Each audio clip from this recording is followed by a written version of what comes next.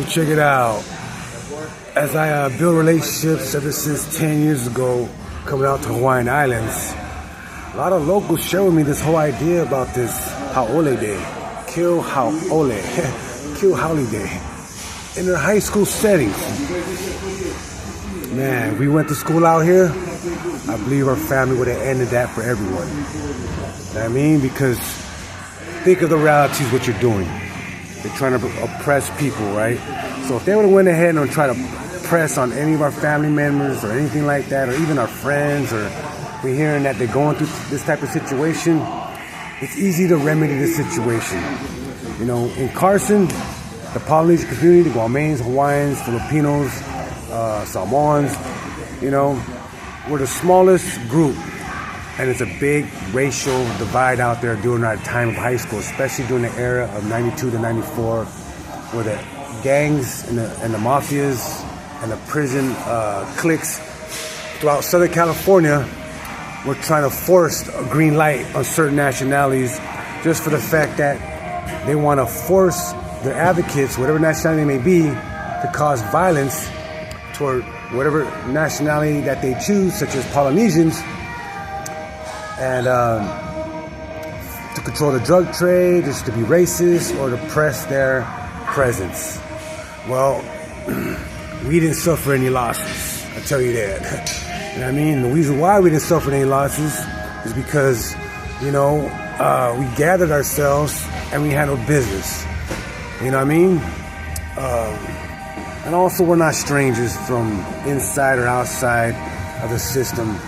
You know, we have relatives and things like that. You know what I mean? We have big people in big places. And also, you really think, once they decided to shoot up in the air at the novena, you really think my uncles that are like Green Berets and people of the military were really gonna let that slide? You know what I mean? So, if there was an example that would have happened to any of our family members out here, we would have easily removed that whole situation from that whole entire school. Why? Because it's simple. You know, first of all, we're going to find out that parents motivate this type of attitude and, you know, type of form of oppression where their kids are advocating this at will whenever they feel like it. So we'll go ahead and find the 10 biggest kids, or the 10 most active kids that are involved in this due to their actions, and basically do my homework, do all our homework on all of them, public information. There's no private roads. We have access to all that too as well in a legal manner. You know what I mean? And then a nephew that can handle himself, under 18, with their uncles watching from a distance, they will not even know. Give a letter to that family. They'll wonder, who are you? This and that. Read this letter, please. Now, none of our relatives ever got threatened at Carson High and things like that. And if they did, it was already cleared out the way. I mean, no one got shot. No one got killed. But I can't say that for everyone else. You know what I mean? Because the law of average, if you're playing these games with people, people come out with no identities to do things in you. You know what I mean? So, you know, so now the letter goes to the parents through a minor, right, at a park.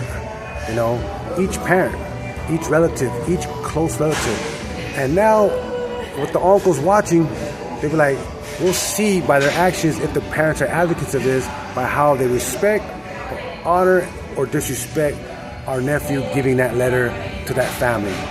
You know what I mean? This is just a small example. So now, if my uncle confirms that, yeah, you know what, that the family advocates that type of behavior. So now we know no one's innocent. You know what I mean? From there, the process will begin. Where, this is what I mean by bodyguard and protecting the innocent and oppressed by any means necessary. Because we don't tolerate that type of behavior. No one should tolerate any type of behavior. Now, if you're at fault for disrespecting a nationality, then there's repercussions. But if you're innocent, we're all about protecting everyone else too as well.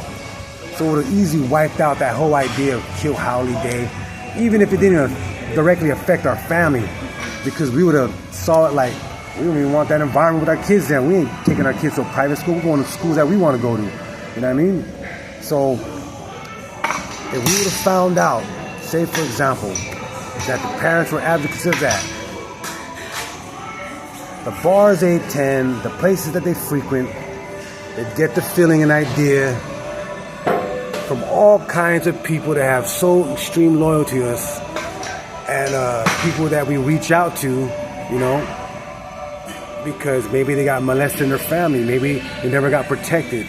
So they're already waiting for a reason to go against their own relative, you know. A lot of times in the prison system, if you're wrong, your own race gets you. So we motivate that situation to happen, self-correct through this punishment, you know what I mean? And at times you can't just talk to these people and convince them that they're wrong, the elders and stuff like that motivate this. They'll want to try to war up against you. They'll lose, you know what I mean? If Laemi couldn't do it, Black Guerrilla Family couldn't do it, and they end up having all their advocates below to us, I doubt this is small compared to what we really do. You know what I mean? So, you know, if you get pressed and you have to survive, you have to follow the format and use your creativity to make sure that you preserve what is really going on. You know what I mean? Do not be passive toward these type of ideas and stuff like that. I don't care where you're at. They apply the same form of idea in Guam, my own native island. You know what I mean? You know, first you introduce the word to what it truly means, you know what I mean, to them. And then you break them off with the knowledge. Now if they're respectful of things like that, they'll more than likely be advocates of what we're trying to do. What? Protect the children at school and have them all be peaceful. What if they jump a kid and the kid's mentally challenged now? A lot of times that's going to deserve some serious repercussions. And now, if their relatives, elder relatives, all getting certain things happen to them, you know, and it's happening, and they don't know where it's coming from. You know what I mean? That's the type of influence that you might have to apply, you know? I'm not advocating anything. I'm advocating the preservation of life. You know, people go to war and join militaries and destroy the innocent people and stuff like that. You know what I mean? Well, we were always that group that, you know what? We can't get the police involved because they would have stopped the problem in the first place, and they didn't. They chose not to. That problem could easily be remedied throughout the whole Hawaiian Island nation, because what we're trying to do is protect the children. They don't need to experience none of that. That's not a school of jail, of persecution. You know what I mean? It's an education for children. You know what I mean? So, there's uncles that'll raise their hand, vets, Agent Orange, people that are masters at accomplishing what they need to accomplish to make the point. Do not have your kids apply this in any form, and there'll be deep repercussions if you do. Quick, easy to solve. I can't believe that thing happened for so long and people tolerated this type of situation, whether it's any nationality. You know what I'm saying? So, you know what I mean? That's what brings to mind when I'm like looking at this like, what? I can't believe that even occurred. You know what I mean? Because we had Laemi trying to put a green light on us. We had big factions. And you know what? They're millions deep and still no laws. And that's in Southern California to protect what? The people, the Polynesian community. Now we got their own nationality coming to us. Hey man, you know, we love what you do. We're about that too. We ain't really about that. You know what I mean? We ain't racist like that. You know? So then you get loyalty from all different branches because you came at it with that perspective. You know? And I mean, because really, if you're really about that, you get the true oppressors out, which is who? The one that's taking your land, the one that's banned you from your language, the one that, you know what I mean? That's the true oppressor. So putting this all in perspective, that's how we roll, and that's how we move with influence like that. And ain't nobody need a rat. You make these guys self-snitch on themselves. And that's how you stay honorable and powerful. Through what? Just your presence. But you have to set examples. You know what I mean? You know, people ain't gonna like what I gotta say. But that's why whenever you divide your people and a true oppressor comes, it's an easy job for them because you didn't unite your people. So now they do what they please and what they want. So just remember, everyone's form of oppression you can learn from, because the world's gonna rise in terms of doing really big things for the world in a global sense of bringing peace and unity toward all people. But that's just a small example of how something small can easily be remedied and wiped out. You know what I mean? Through just influence. You guys get it?